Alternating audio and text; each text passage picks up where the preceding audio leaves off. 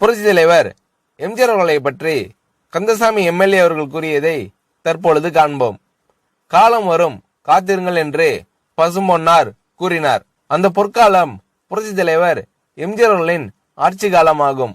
பெரிய பெரிய பணக்காரர்கள் புரட்சி தலைவருக்கு வரவேற்பு தர காத்திருக்கிறார்கள். ஆனால் புரட்சி தலைவர் எம்ஜிஆர் அவர்கள் குடிசைகளுக்கு சென்று ஏழை மக்களின் குறைகளை கேட்கிறார்.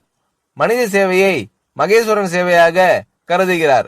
கடைநிலை மனிதனையும் மேம்படுத்த பாடுபடுகிறார். கோட்டையில் பல பிரச்சனைகள் இருந்தாலும் முதல்வர் எம்ஜிஆர் அவர்களின் உள்ளமெல்லாம் ஏழை எளிய மக்கள் வாழ்வை பற்றியே இருக்கிறது.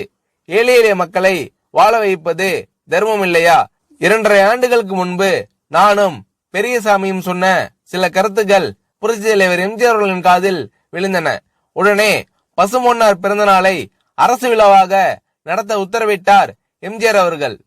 பசும்பொன் முத்துராமலிங்க தேவர் அவர்களின் படம் திறந்து வைக்கப்படும், மாவட்டத்திற்கு அவரது பெயர் வைக்கப்படும் என்று சொல்லி வேறு என்ன வேண்டும் என்று ஒரு தாய் குழந்தையிடம் கேட்பது போல் கேட்டார் புரட்சி தலைவர் எம்ஜிஆர் அவர்கள்.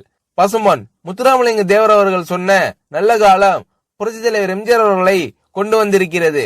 பசும்பொன் முத்துராமலிங்க தேவர் அவர்களின் சிலை அமைக்க 10,000 ரூபாய் தந்த வள்ளல் புரட்சி தலைவர் எம்ஜிஆர் அவர்கள்.